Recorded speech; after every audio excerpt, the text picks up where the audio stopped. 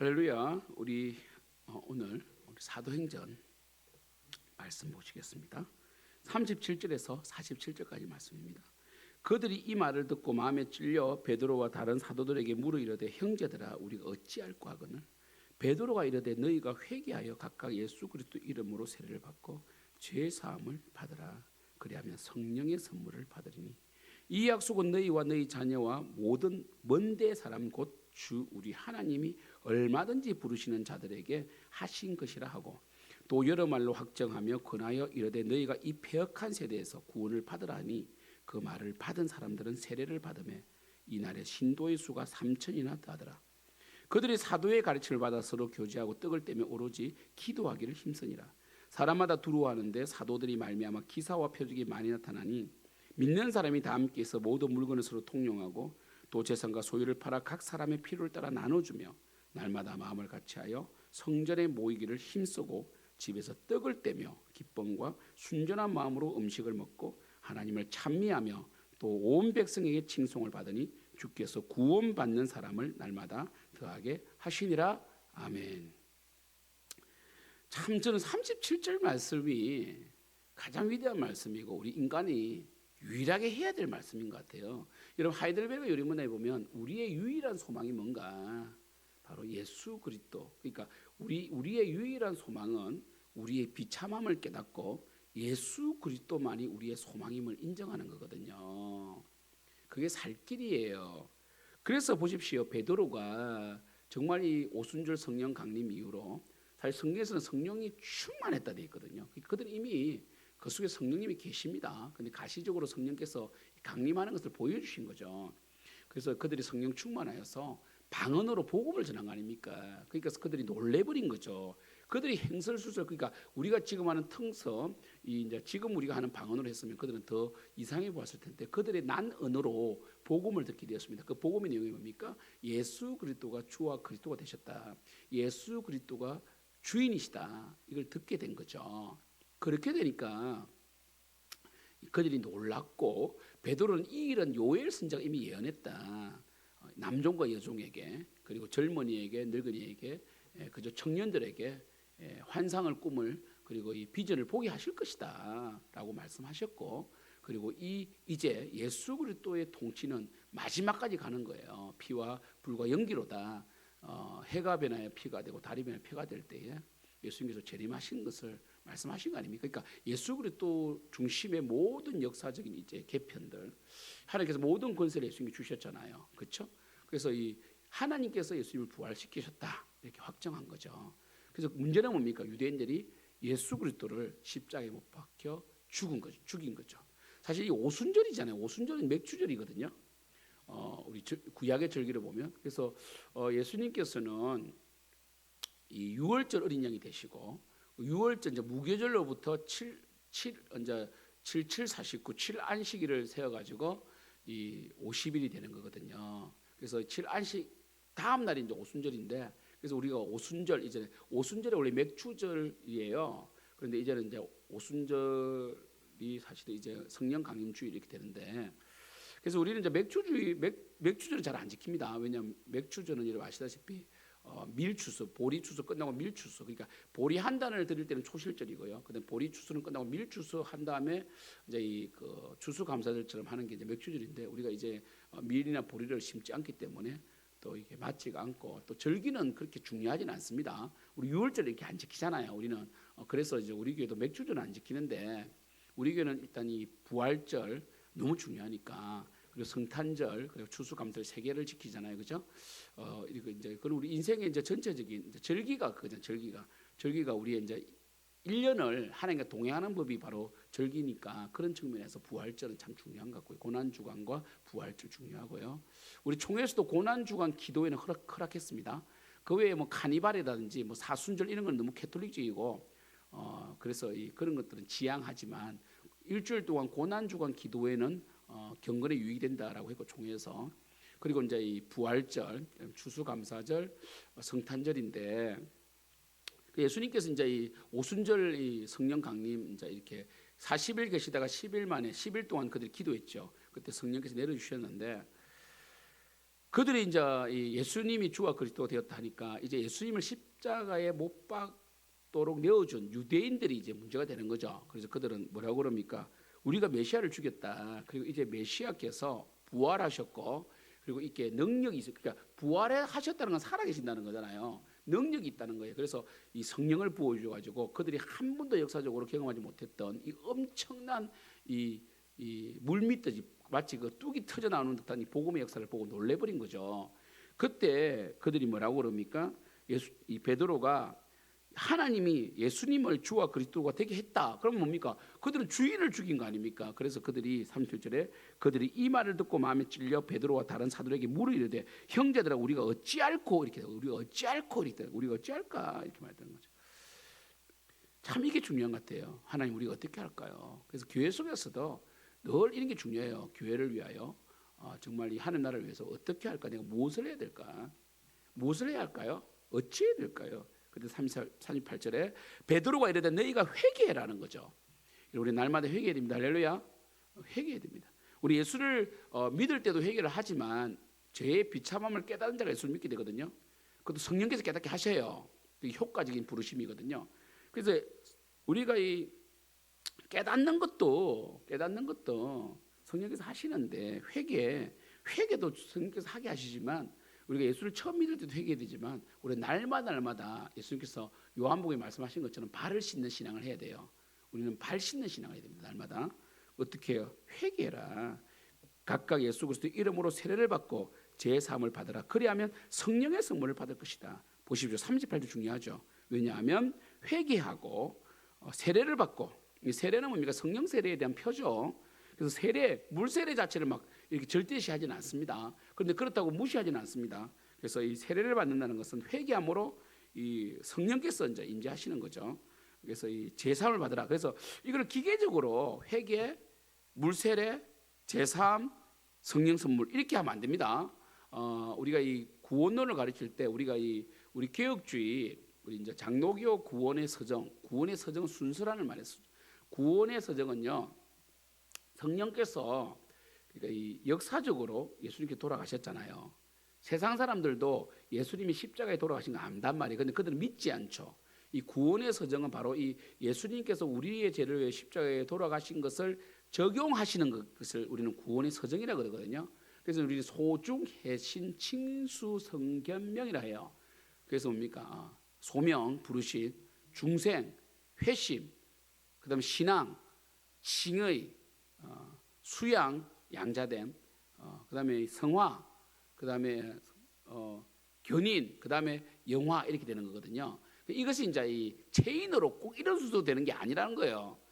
이거를 이 체인으로 보면 안 되고 다양한 다이아몬드로 봐야 됩니다. 그래서 이 38절을 딱 이렇게 순서적으로 딱 정하면 안 됩니다. 그래서 회개한 자가 그죠? 성령을 받죠. 사실은 회개하면 성령을 받고요. 그리고 이 신앙생활 하면서 우리 학습받고 또 물세례도 받잖아요, 그죠? 그리고 이 선교지에서는 물세례를 받지 못할 때도 있습니다. 목회자가 없으면 그러면 그들이 그러면 지옥 가냐 그렇지 않잖아요. 그래서 이 성령께서 예수를 믿게 하셨다 이렇게 정리하면 됩니다. 그래서 회개하고 그러니까 그러면 회개해야 성령을 받냐 그건 아닙니다. 성령께서 회개하시기도 하죠. 그래서 우리가 마음의 변화는 있습니다. 우리가 예수를 믿기로 작정된 자라면 우리가 의할 거라는 이런 탄식이 나오게 되어 있고 이것이 회개의 시작이고요. 그리고 성령께서 우리 마음에 역사하심으로 마음의 변화가 일어나기 시작하고 그리고 성령께서 이미 임재하시고요. 그리고 또 우리는 제사함을 선포해 주시는 거죠. 이게 막 순서대로 딱딱 일어난 게 아니라 그래서 다이아몬드식으로 봐야 된다. 우리 구원론을 가르치는 강훈상 교수님께서 구원의 서정을 체인으로 보면 안 된다 그랬어요. 체인으로. 막 이게 맞다 이렇게 하면 안 됩니다. 다이아몬드입니다. 다양하게 빛을 발휘하는 거예요. 그래서 여러분 이 중요한 것은 뭡니까? 우리의 비참함을 깨닫고 예수 그리스도 외에는 구원받을 길이 없다는 것을 알고 회개하고 내가 죄인입니다. 베드로도 누가복음에서 누가복음 5장에서 물고기가 한 마리도 없었는데 배 오른편으로 그물을 던지려 해가지고 순종해가지고 물고기를 가득 잡아왔을 때 뭐라고 했습니까? 나는 죄인이로소이다. 나를 떠났소 그랬잖아요. 죄인임을 깨닫고 정말 하나님만이 나의 유일한 이 구원이시고 또 내 인생의 답이다라고 깨달았을 때 성령께서 임재하시는 거예요. 회개하는 거죠. 중요한 회개입니다. 회개는 뭡니까? 돌아섬. 회개는 뭡니까? 이 자신의 비참함을 깨닫는 거예요. 볼 수 있어야 돼요. 회개하지 않으면요 엄청 교만해지고 결국 예수님을 받아들이지 않습니다.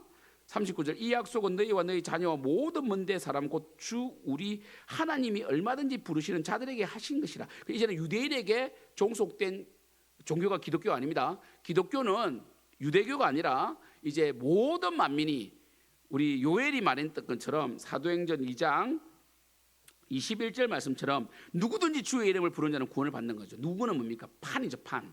누구든지 전 온 우주 만물에 있는 모든 것들이 주의 이름을 부르는 자는 구원을 받는다. 그래서 뭐 이렇게 해가지고 우주 만물이 했는데 결국 우주 만물이 다 예수 앞에 무릎을 꿇었다는 거예요. 그래서 그 로마서에 보면 이 우주 만물도 탄식하며 그들이 이 회복을 기다린다 이런 말씀 나오거든요. 오늘 우리 금요철학 때 말씀 있잖아요. 그래서 결국 예수 그리스도의 이름을 부르는 자는 구원을 받는다.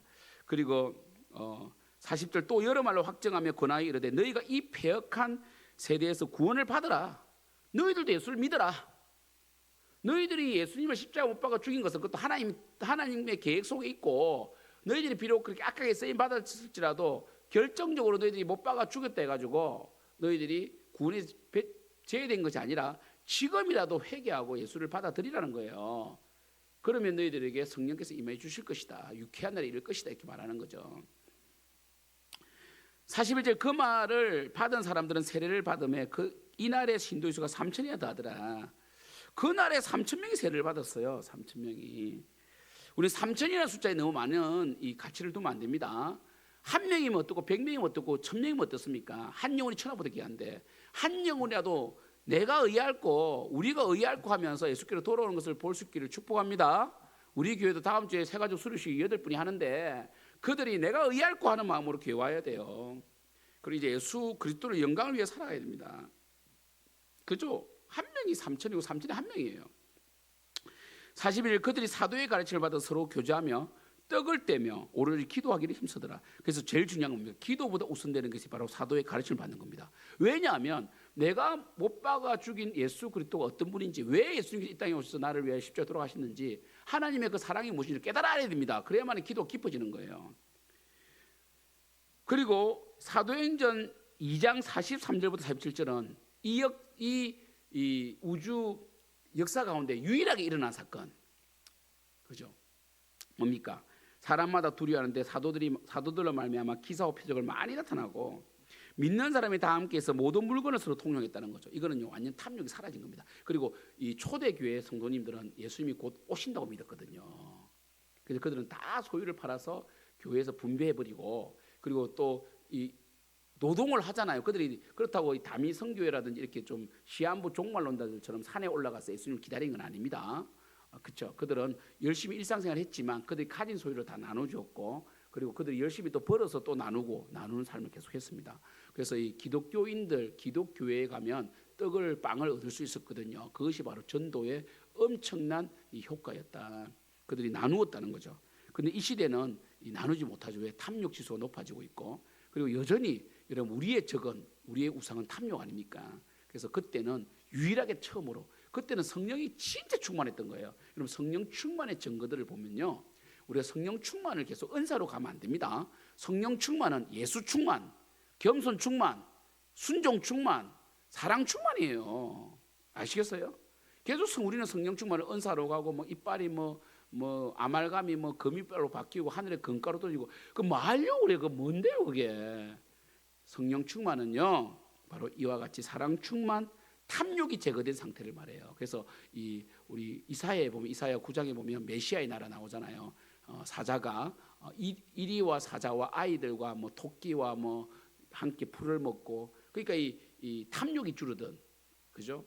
강한 자가 이 강함을 내려놓고 약한 자가 약하다고 또 이 코스프레하는 것이잖아요. 약한 자가 또 열심히 노력하는 정말 하나된 모습. 그래서 재산을 45절 재산과 소유를 팔아 각 사람의 필요를 따라 나눠주었다. 그리고 날마다 마음을 같이하여 성전에 모이기를 힘쓰고 그죠? 왜 모이기를 힘씁니까? 왜 말씀을 듣기 위하여. 그리고 집에서는 또 떡을 뗐다는 거죠. 이제 사실 이게 나중에 성찬으로 애찬으로 발전되는데 함께 떡을 떼고 기쁨과 순전한 마음으로 음식을 먹었다. 그들 이때까지 불평하며 탐욕적으로 늘 있는 것에 감사하지 못하고 더 달라고 했을 거입니다. 그리고 초대교회 때는 여러분 아시다시피 이 초대교회 때는 이 계급제가 있었잖아요. 그죠? 그래서 노예도 있었고 자유인도 있었습니다. 근데 교회에서는 그것이 하나의 형제자매로 되니까 사실 이 로마의 상부 조직이 예수를 믿었다는 거 엄청나게 여러분 기적입니다, 기적. 우리 한국 교회도 한국 교회 초기에 양반들이 교회를 못 갔어요. 왜? 양반들이 교회 가면 이 완전히 종과 노비가 자기 종과 노비가 형제님하고 맘먹으려고 드니까 맘먹으러 든 건 아닌데 맘먹으러 드는 것 같으니까 막 교회가 나눠주고 그랬습니다. 그래서 양반 교회, 이 천민교회 나누다 또 다 합치기도 하고 회개하고 선교사님들이 회개시켜서 합치기도 하고 그다음에 양반들이 교회는 정말 가고 싶은데 이 천민들이 있어서 못 가가지고 언도도 선교사님께서 YMCA를 한국에 들여오신 거예요. 그래서 YMCA는 양반 자제들이 기독교를 만나는 통로가 되었고 그 야구단도 만들고 그다음에 이 세계 정세, 서양 학문도 배우고 이렇게 했단 말이에요. 그죠? 그러니까 이때는 더 심했죠. 이때는 그죠? 그러나 그들이 서로 통용했다는 것이고 순전한 마음으로 음식을 먹었고 하나님을 찬미하여 또 온 백성의 칭송을 받으니 주께서 구원받는 사람을 날마다 더하게 하시니라. 그리고 교회 부흥은요 말씀이 충만하고 사랑이 충만하고 서로를 사랑하고 배려하면요 부흥되게 되어 있습니다. 우리 교회가 오늘 주일 예배인데 오늘 주일 서로 사랑하는 날이 되고 성령 충만하고 예수 충만하고 겸손 충만하고 성령 충만이고 그리고 정말 이 말씀을 사모하는 그런 주일이 된다면 우리는요 결국 승리하게 되고 그리고 이 하나님의 뜻대로 살아가는 것이란 말이에요. 여러분 우리가 오늘 주일도 정말 우리가 구원받은 것에 감격해하고 늘 우리가 비참한 존재다. 우리는 예수님 없으면 안 된다. 우리가 어떻게 예수 믿었습니까? 정말 세상에 그 죄와 허무에 찌들려서 죽어가던 우리를 예수님께서 그 허물을 가지고서 건져주셨잖아요. 그 감격이 있기를 축복하고 감격을 회복하고요. 그래서 우리가 늘 회개하고 그죠?